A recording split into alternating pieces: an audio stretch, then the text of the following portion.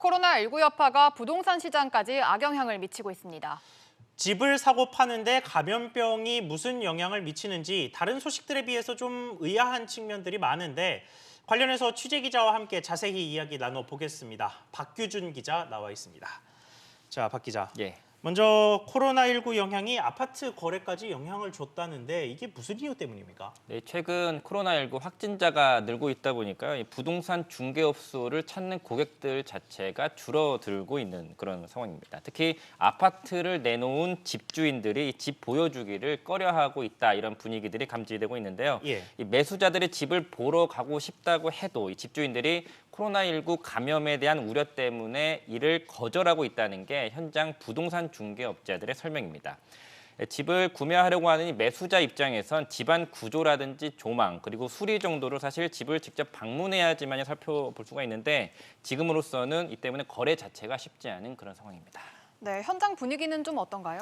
네, 한 중개업소 대표는요, 이 매수자가 나타나서 집을 보러 가고 싶다고 해도 집주인들이 말씀드린 것처럼 코로나 감염이 걱정된다면서 거절하는 경우가 대부분이다, 이렇게 이야기하는 사례자도 있었고요. 또 비중개업소 관계자 같은 경우에는 매수자가 마스크를 쓰고 가겠다고 해도 다음에 와라, 이렇게 손사래를 치는 집주인들이 많다고 이렇게 분위기를 전했습니다. 이렇게 집 방문 자체를 꺼리다 보니까 전세 거래마저도 냉각될 조짐이 보이고 있는 상황인데요. 또 다른 중개업소 사장은 반드시 이사해야 되는 그런 상황이 아니라면 현 세입자들도 재계약을 하거나 아예 눌러 사는 분위기도 감지되고 있다, 이렇게 현장 분위기를 전했습니다. 네, 다른 소식 하나 좀 짚어보죠. 정부가 임대 사업자들을 대상으로 전수조사를 벌이겠다, 뭐 이런 식의 계획을 내놨는데 이게 뭐 무슨 이야기인가요? 네, 이번 달부터 국토교통부가요, 말씀하신 것처럼 임대 사업자들이 의무 규정을 지켜야 되는 게 있는데 이거를 제대로 준수하고 있는지 그 여부를 전수조사하기로 했습니다.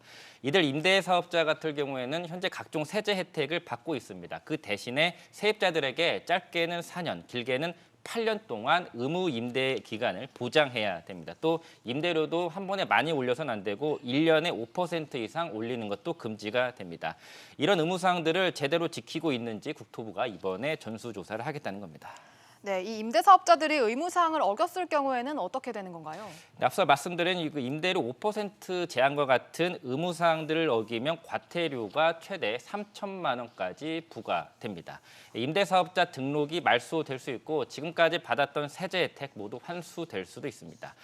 국토부는 본격적인 조사는 7월부터 착수하기로 했고요. 임대차 계약 자체를 신고하지 않은 경우도 있다는 것을 감안해서 이번 달부터 6월 30일까지는 임대차 계약 자진 신고 기간으로 정해두기로 했습니다. 네, 박 기자 잘 들었습니다.